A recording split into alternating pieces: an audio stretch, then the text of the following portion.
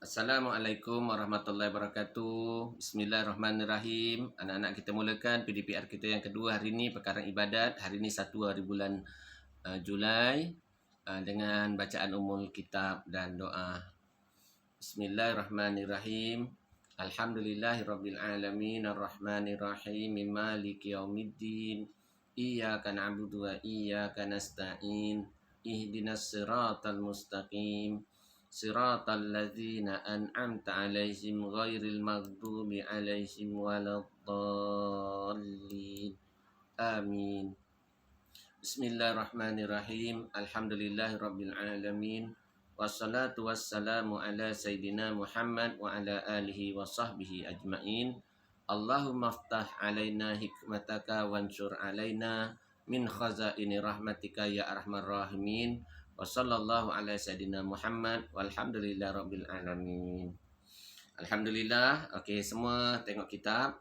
Kita cuba seberapa banyak lah ya kita dapat.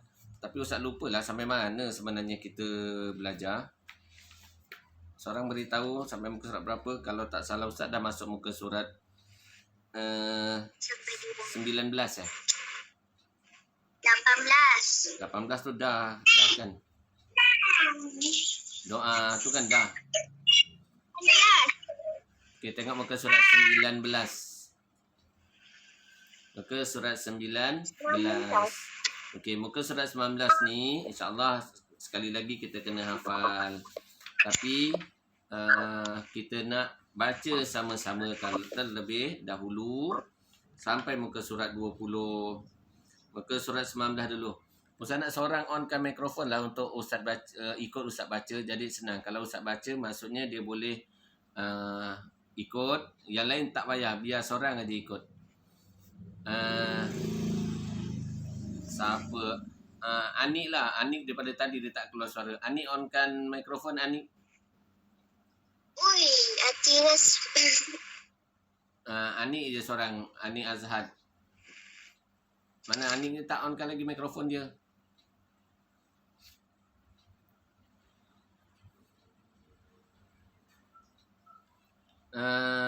Tasnim off kan. Sazini off kan telefon. Mikrofon.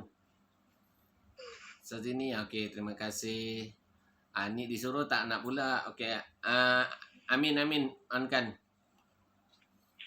Okey, Amin on. Amin ikut. Yang lain semua ikut. Amin sebagai panduan. Yang lain semua ikut. Bismillahirrahmanirrahim. Ikutlah Amin tak apa. Muka surat 19. 19. Ya. Bukanlah. Bahasa apa, Ustaz?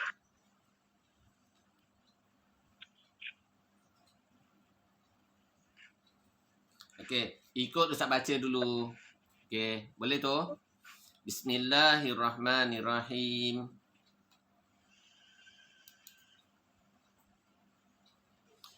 Lafaz iqamah. Buku surat, Ustaz, buku surat apa? Masih bertanya. 19. Sebab tu cepat bersedia. Muka surat 19. Dah lagi apa nak tanya sebelum mula? Cepat sikit.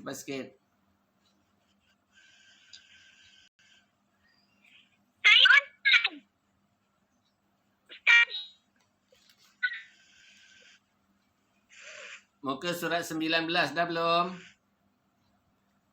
Okey dah. Dah. Okey dah semua dah. Matikan mikrofon. Okey. Amin aja ikut. Yang lain semua ikut tapi Amin aja yang buka mic. Yang lain semua off. Bismillahirrahmanirrahim. Bismillahirrahmanirrahim. Lafaz iqamah dan ertinya. Okey. Semua tengok dalam kitab warna purple tu sebelah kanan iaitu lafaz iqamah dan sebelah kiri ertinya. Okey. Untuk ni tak apa kerana kita dah biasa bila orang lafaz iqamah sama dengan jawapannya dengan lafaz azan. kita dah belajar dalam muka surat 16 dan 17. Jadi kali ni iqamah. Iqamah tu maksudnya yang dibaca laju. Allahu akbar, Allahu akbar. Asyhadu an la ilaha illallah wa asyhadu anna Muhammadar Rasulullah. Hayya 'alas salati, hayya 'alal falah. Qad qamatis salatu, qad qamatis salah. Allahu akbar, Allahu akbar. La ilaha illallah. Tu lafaz iqamah. Dengan sini ya, kita kat Malaysia lafaz iqamah disebut sekali aja. Ada negara lain, lafaz iqamah pun 2 kali. Jangan terperanjat nanti kalau awak belajar ke luar negara, dia punya lafaz iqamah 2 kali. Allahu akbar, Allahu akbar. Allahu akbar, Allahu akbar. Asyhadu an la ilaha illallah. Asyhadu an la ilaha illallah. Macam azan. Ada. Qad qamatis salatu, qad qamatis salah. Qad qamatis salatu, qad qamatis salah. Pun dia buat 2 kali juga. Okey. Kerana ada sunnahnya pernah berlaku sebegitu rupa, tapi pada lazimnya iqamah ialah 1 kali sahaja. Okey. Kemudian tengok warna purple, tengok warna purple. Atira tengok warna purple. Kita nak belajar kena jaga adab sopan, kena jujur ikhlas. Kalau dia nak belajar kena jujur ikhlas. Okey. Lafaz iqamah tu bila diseru lafaz Allahu akbar, Allahu akbar, macam mana biasa kita pun jawab Allahu akbar, Allahu akbar juga. Iaitu artinya Allah Maha Besar, Allah Maha Besar.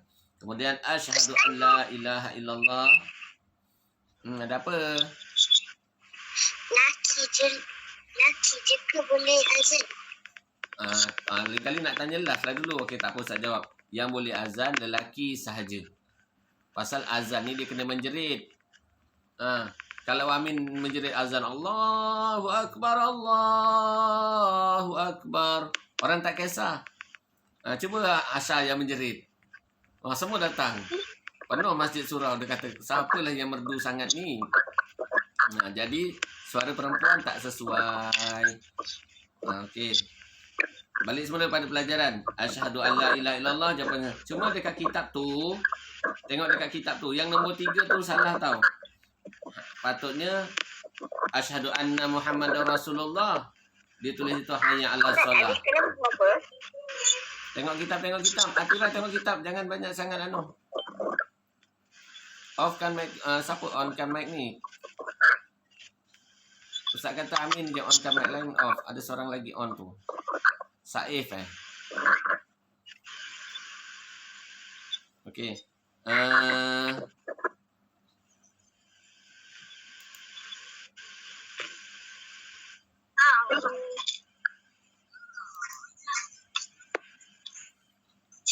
Okey.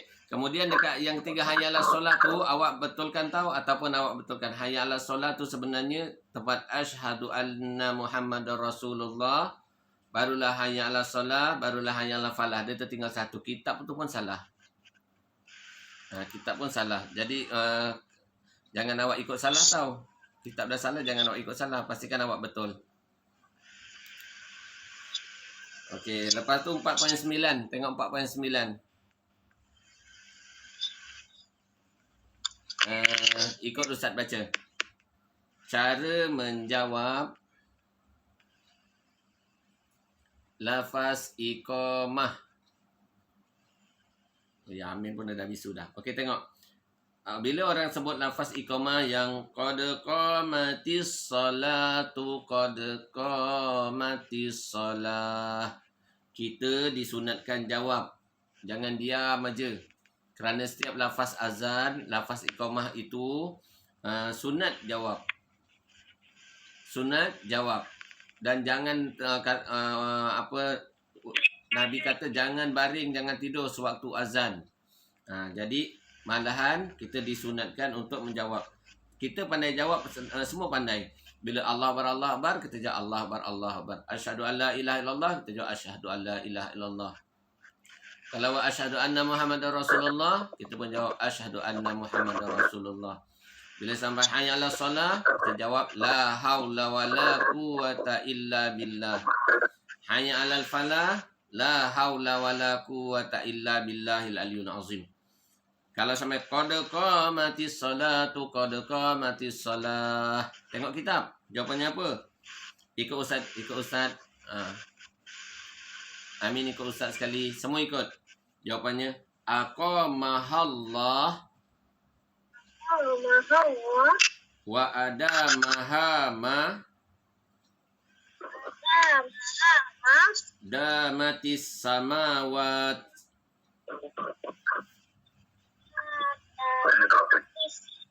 wal ard.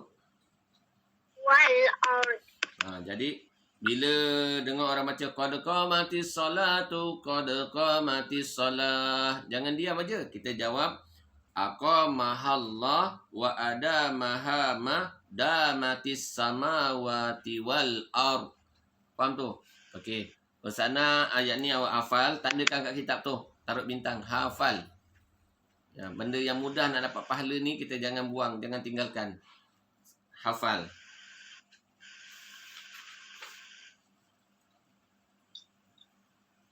Habis muka surat 20. Tengok muka surat 20.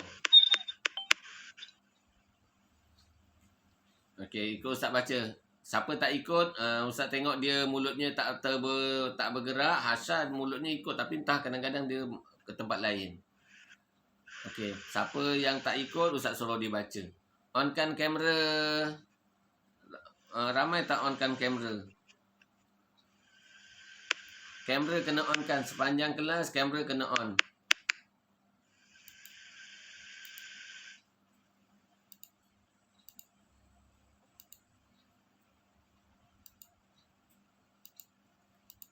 Okey. Ikut Ustaz baca. Sunat-sunat azan dan iqamah. Okey, kita sambung perkara-perkara yang menjadi sunat sewaktu azan dan iqamah. Okey. Ikut Ustaz. 1.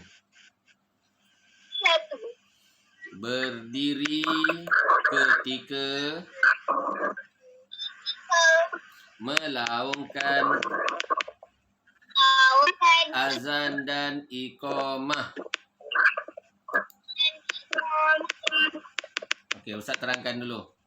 Jadi kalau kita nak Saif Amar ke siapa ni? Mikrofonnya on. Matikan Saif Amar. Ustaz, handphone saya dah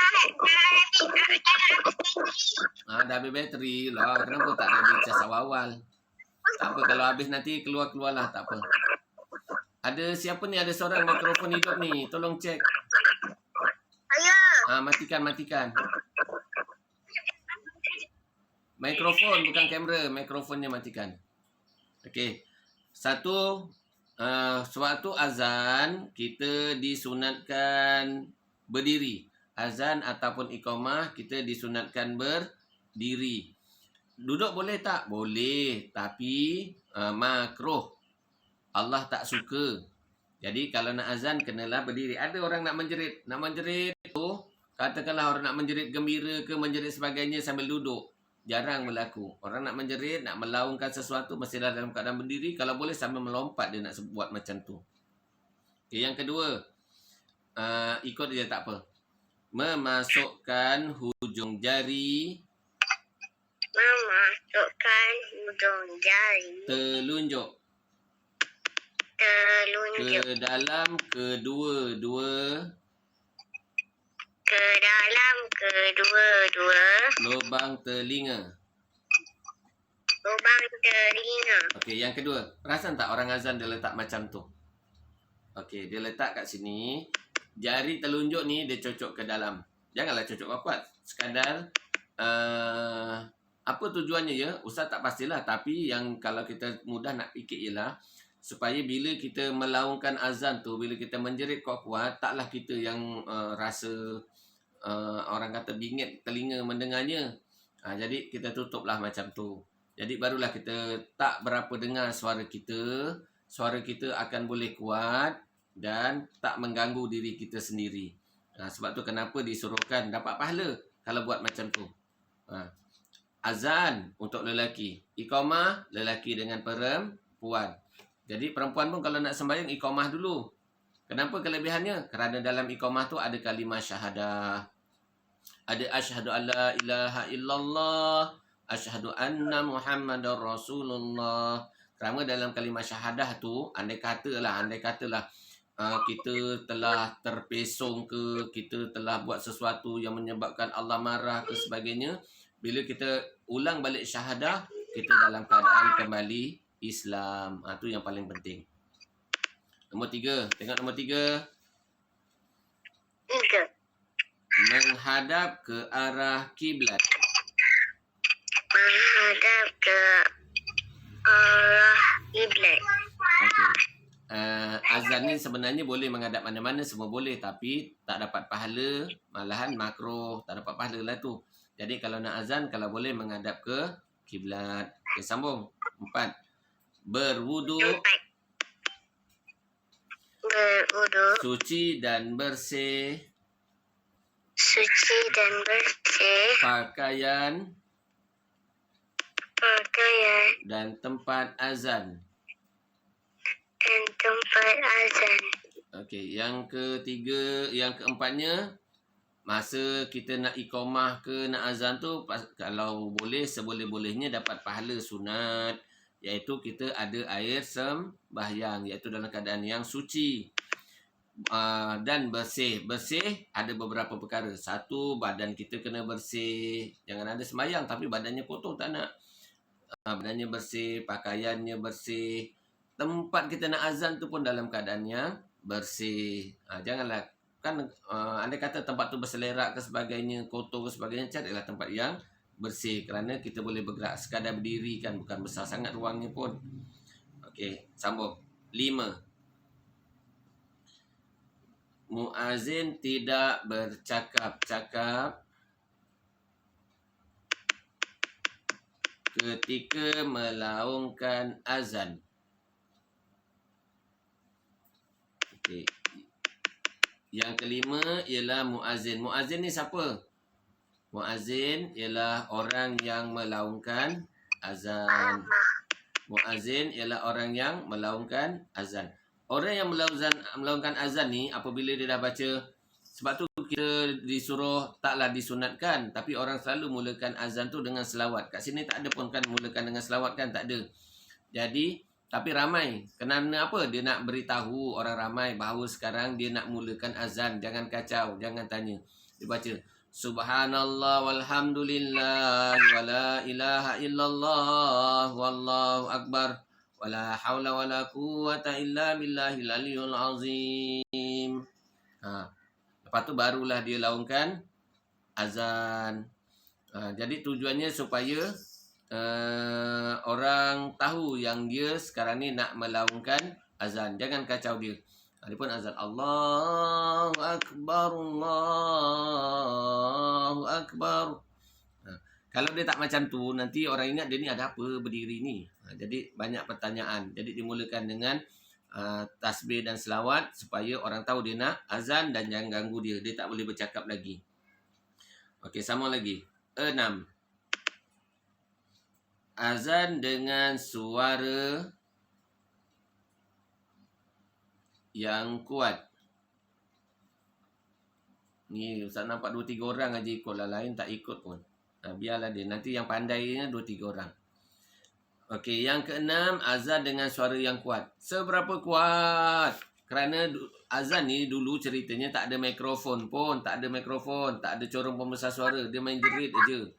Jadi dia naik tempat yang tinggi, atas bangunan yang tinggi. Biasa masjid dulu dia akan ada menara. Dia diri kat menara tu, dia azan kat situ kuat-kuat macam tu. Menara tu apa? Menara bangunan tinggi. Okey, jadi dia naik, dia azan dekat situ.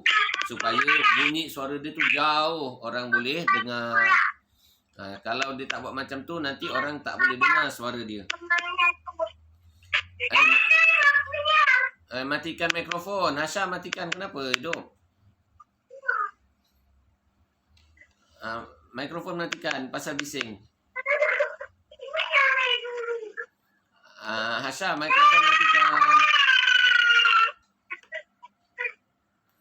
Atira pun matikan lah. Atira banyak gangguan lah. Asya tak mati lagi. Okey. Yang ketujuh tengok. Tak apa, Ustaz baca je. Yang lain ikut. 7. Menyebut kalimah dengan tartil. Okey, tartil tu apa? Dengan jelas dan tersusun.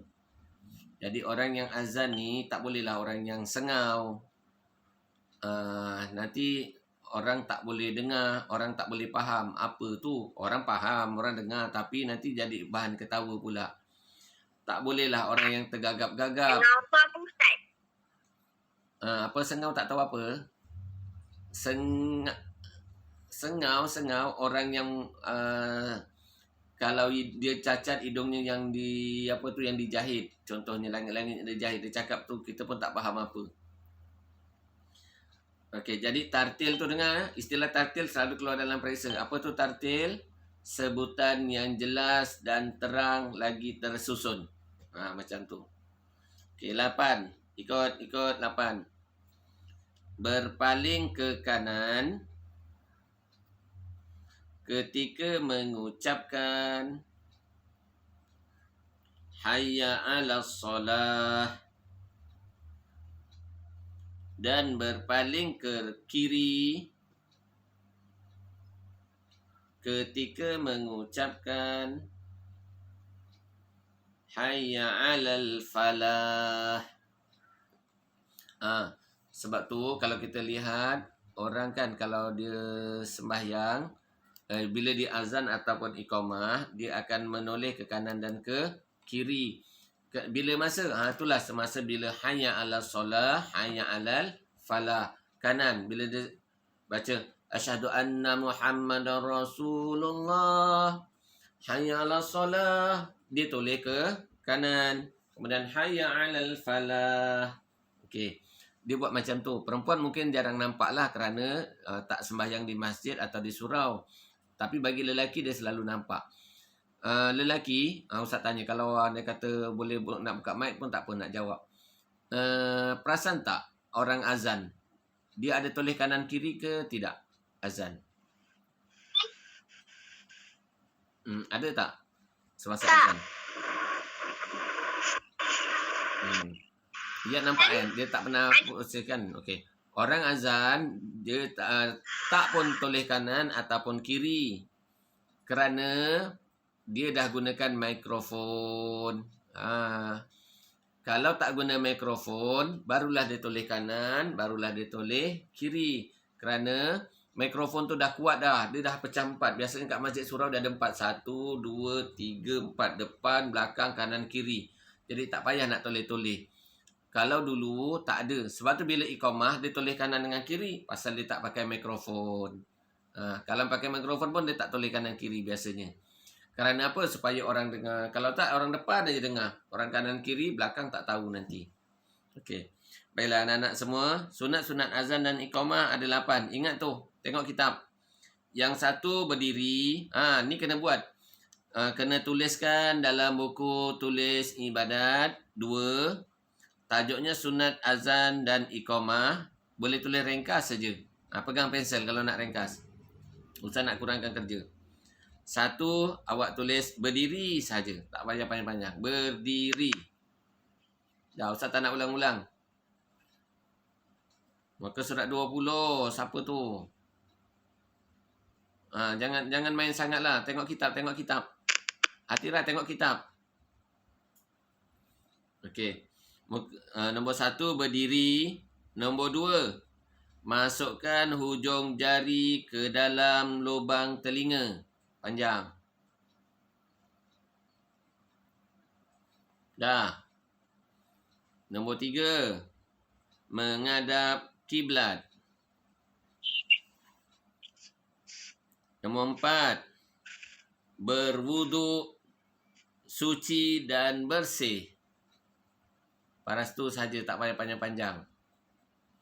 Nombor 6, tidak bercakap-cakap.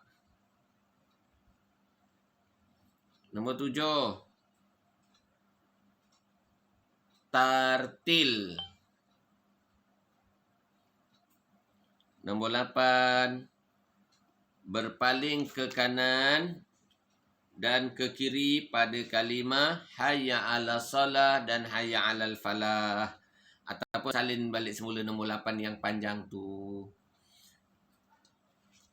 Okey, anak-anak semua, setakat ni sahaja pelajaran kita. InsyaAllah minggu akan datang kita masuk tajuk solat. Ni lagi penting, lagi panjang syarahnya. Kerana kita buat tiap-tiap hari. Tapi apakah solat kita tu betul supaya Allah terima ataupun tidak? Tu yang paling penting sekali. Jadi, pastikan semua ikut kelas PDPR hari Ahad dan hari Khamis. Tak susah, Ahad dengan Khamis. Pakai baju sekolah supaya nampak semangat nak sekolah tu ada.